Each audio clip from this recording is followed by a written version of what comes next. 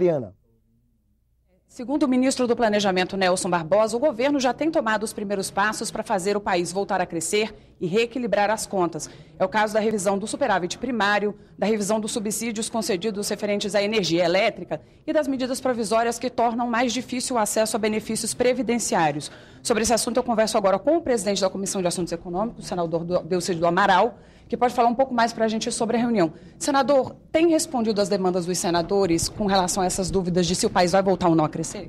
Sem dúvida nenhuma. Eu acho que o ministro Nelson Barbosa fez uma apresentação, primeiro uma avaliação macroeconômica, depois as medidas que são absolutamente necessárias, que representam aproximadamente 18 bilhões, fundamentais para que a gente tenha essa responsabilidade fiscal, mas demonstrou que nós não podemos só falar de uma pauta negativa, nós temos que falar do porquê que nós estamos tomando essas medidas.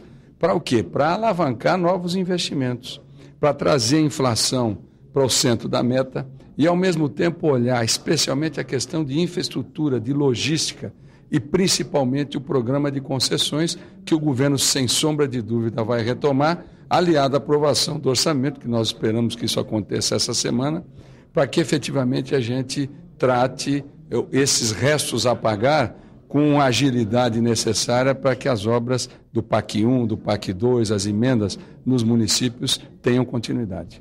Alguns senadores chegaram a criticar, dizendo que a presidente Dilma Rousseff teria dito uma coisa durante a campanha eleitoral e agora estaria fazendo o contrário, que essas medidas de ajuste fiscal provariam isso. O ministro conseguiu rebater os argumentos? Conseguiu e rebateu de uma forma muito competente, porque a economia é dinâmica. E ele fez uma comparação com a reeleição do próprio presidente Fernando Henrique. O presidente Fernando Henrique se reelegeu com câmbio fixo. Depois veio a crise de janeiro, de fevereiro dos mercados, ele teve que mudar. Ele tornou o câmbio flexível, ele estabeleceu regime de metas inflacionárias. Então, a economia ela tem uma dinâmica.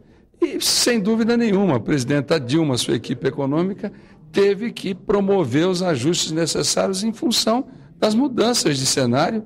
E eu acredito que o governo está no caminho certo agora. Claro, precisa dialogar com o Congresso. Eu acho que o Congresso pode, junto com o governo, aperfeiçoar essas medidas provisórias. Alguns dos temas tratados nas medidas provisórias podem ser medidas administrativas e não constar de projetos de lei que aqui vão ser discutidos. Então, eu acho que a vinda do ministro Nelson Barbosa é muito importante, porque aproxima a equipe econômica do Congresso, mais especialmente da Casa da Federação, que é o Senado, através da Comissão de Assuntos Econômicos. Nós começamos hoje com o ministro Nelson Barbosa, na terça-feira que vem, dia 24, o ministro Tombini, presidente do Banco Central, e aí fechando essa série de audiências públicas, o ministro Levi, no dia 31 de março. Senador, obrigada pela entrevista. André, lembrando que o ministro disse que a inflação para este ano é de alta, entre 7,5% e 7,8%, mas deve começar a cair em 2016. Apesar disso, a expectativa é de que o país volte a crescer ainda no segundo semestre deste ano.